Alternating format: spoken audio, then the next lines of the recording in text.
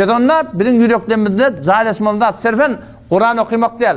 O sırfen halal haramın bilmek değil. Bir kişinin ne amel etmeklik barahim bizim maksadı zindagimiz olmalı. Sahabe-i kiram radıyallahu anhum şu zatları gözünün önüne alıp şolar için hudaylık ve ne oldu? El-cümle Hazreti Səlman Fārsi radıyallahu anh. Hazreti Səlman Fārsi radıyallahu anh İran fethvoluyor. Medain fethvoluyor. Fetholundan sonra Hazreti Ömer radıyallahu anh muni şu medaini İran'ın emiri karar verdir.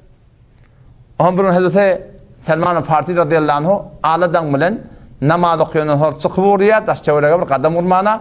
O son emir raiyetini ödemeli. O şoför yetişmelilen sondan aylanıp başına diye yankı tacirlan gelip yük çürüyen yerine diye barıp etti diye. Tacirler her yerden gitti ola. O da kadim İran. Sonra bir yaşırak bir adam vardı diye yanına öyle kon horzunu var. Səlman Fārsi bir sade bir adam da oldu sahabala. Zahirine bir sade gelmiştik, Arap'ta gelmiştik. Böyle bahalı giyim falan edeyim. Emir de olsa memurdan başlarından kem farkı yokmuştuk. Yankı yaşlı adam ağır horzunu götürülmeyen duran. O zaman ona yılın akınım sen hammal mı sen dedi diye. Hammal ya yük götürüyorlar. Hammal mı sen yük götürüyen kariyer mi sen? O da yuvarşaktan ben güneylemin hammal deyiptir ona. O da onu eşitmeyeni gel özürlüğü götürsün deyiptir.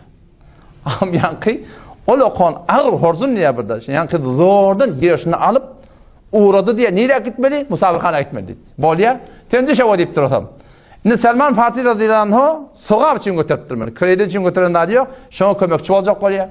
Bariyaka biraz neçek adam İran'ın açıktan gaydıptır. Ne mi deyip? Bir vatta bana salam mesela ya eyyuhel emir diyecek de anına gelen adam. O tazirde ben emirliğimi diyecek, utanacak alacak. Şunu bilmeden başka bir adam bana salam vermeden bırad etmeden deyip şu uğratırda İran'ın açıktan yürüyüp barıya ağlıdanmıştık. Edab adamda yokmuştuk. Sağaman barıp musabıkanı açıptır. Adam şunu musafirhanın ağında yankı tacir deyip diye horzun stada koya deyip diye. Stada koya diye han koyunu şu kreyne çavuriye diyen şu anırdan bir esselamu aleyküm ya eyyuhel emir deyip gelmer mi? Yankı tacirin kullan rengi peti koştu diye. Sen medayinin emiri mi sen falan dil pelteklep ona deyip diye sen kaygatıp durma deyip diye. Men kreyden çiğim götürmek. Onu deydi diye men deyip diye şu işi 3 saatten çilim ettim deyip. 3 saat terekli ettim deyip. Avval vasıtan eden işim şey deyip. Evet nefsimden zelil khar ettim deyip. Çünkü bizim içimizde nefsimiz var. Ekbal-ı Lahuli Rahimullah'ın şeirinden bazını okuyup veriyor ya. Nefsi to. Bizim olokan düşmanımız o. Şu tabi sen ödün dövmeklik. Şeriatı sen ödün dövmeklik. Şuğunda bir zamanı olan bana diyen olanlar teyze öğleniptir. Ben ona dedim da sen ayarlasın düşündür. Hattı kırmadın şeriat bolsun. Sen şeriata sen de tabi ol, ayalın da tabi olsun. O zaman ne kadar avudan zindagi oluyor? Ne kadar arası zindagi oluyor? Vurs dava yok. Yani vurs davada olsa şeriat ne diye? Kep yok, kurun yok. O kan düşmanımız nefsimiz. Nefsi to, misli şotor xodperverest. Gevşep durunda bir nefsimiz. Şeriata uğrayacak olanda. Nefsi to, misli şotor xodperverest. Xodperest to, xodsavar o xodserest. Merd şu, erkekliğin için mi oldu? Ona kaharlanyan, ödüne kaharlan. Merd şu, aver zamame u bekef. Nefsin ırşmedini tut, şeriata oraya yörtmeli. Ne merd şu, aver zamame u bekef, taşevi govher eğer başı khazef.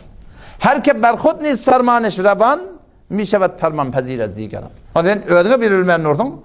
O sen khutbuqaten teoriyenden ne met yarsan? Teoriyenden eserler yarsan. Səlman Fārsi radıyallahu anh'a deyip diye sen kaygıdıp durma. Ben 3 saat direkli şey iş ettim. Bir, nefsim zelil ettim. Nefsimi khar ettim diye. Şu nefis iddiayı hudayeti var bizim içimizde. Şu dövmeklik gerek. Dövecek olan ne etmeli? İmellem, ismellem, yatmallem, turmallem yok. Resulullah sallallahu aleyhi ve sellem sünnetine mutabıksen yaşadın.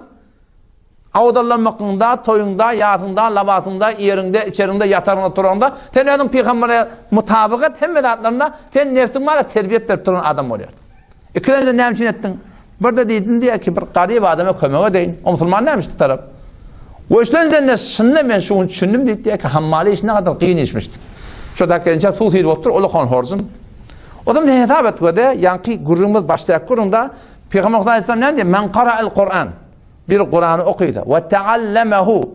Onu öğrendi halal haramını ve amile bihi. Şunu amal etti. Sahabe-i kiram radıyallahu anhum her boğdu zindigisinde her yağdede şu Kur'an'a amal etmeklik şu varahim şolun malahim mesir zendiginde bağmıştı. Oten hesabet şol emiri İran'ın şu ahlakı bilen şu şol tazir bir tane emir vardı da biliyor. İran'ın emiri bana şurum kömek etti. Hesabet ne yerdeydi şu kep şu. Ne kadar tacir şonşa emel bilen musulman bolandır. Sahabe-i Ekrem radıyallahu anhum adamlara şu amal koyup edip barahim şular musulman ettirler. Şemşirin doğrunu musulman eden adı yok adamda. Şu amal var amal musulman doğan beter bir muhimdir. Ferdusi rahimehullah Ferdusi aytiyan şiiri var bir beyt şiiri. O ne mi diye? Bozorgi sarasır bir guftar neyse. O lokallık doğru avadan keplemekte bir gerekler. Yani bozorgi sarasır bir guftar neyse dosat gufte. İki tane kep. Bozorgi sarasır bir guftar neyse dosat gufte. İki tane kepin çonim kirdar neyse. Yartı amal koyuyorsun adamlara. Ve şun kun adamlar kepten yadağılı. Avval başlarında bir yalak ahun mollan kepinden yadağılı. Ahun ağa öyle gurrum var ya amal edenak. Tövbe etmeli ya, ortam öyle baş yaparım. Oğlum şu asıl Müslüman da olunma rahim şey, biz evet amel kerdimiz bilen şu camiada başka adamları hakikat yola çağırmak gerek.